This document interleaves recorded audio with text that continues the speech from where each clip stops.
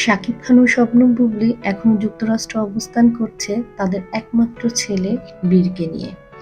যদিও জানা যায়নি শাকিব বুবলী কবে দেশে ফিরছে, কিন্তু বুবলী যুক্তরাষ্ট্রে থাকার সময় তিনি সব সময় তার ফেসবুক ভেরিফাইড পেজে তার আনন্দঘন মুহূর্ত ভক্তদের সাথে ভাগাভাগি করেছে। একের পর এক ছবি তিনি শেয়ার করেছেন। এবার সেই মুহূর্তগুলোরই আবার জীবন্ত করে তুললেন একটি বিশেষ ভিডিওর মাধ্যমে।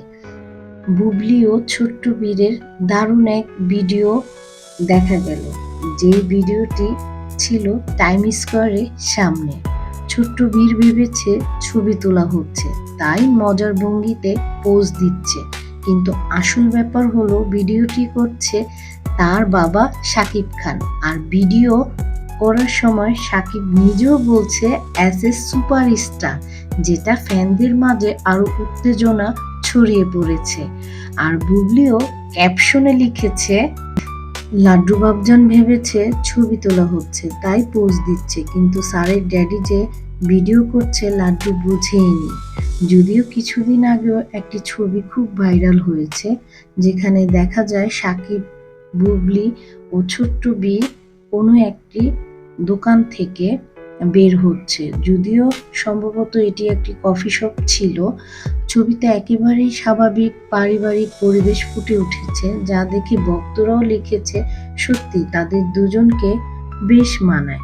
কেউ কেউ লিখেছে আবারও একসঙ্গে দেখতে চাই শাকিব বুবলীকে।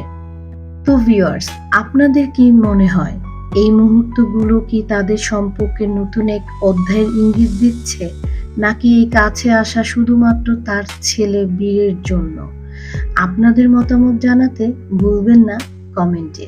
আর আমাদের ভিডিও ভালো লাগলে অবশ্যই চ্যানেলটিকে সাবস্ক্রাইব করে পাশে থাকবেন।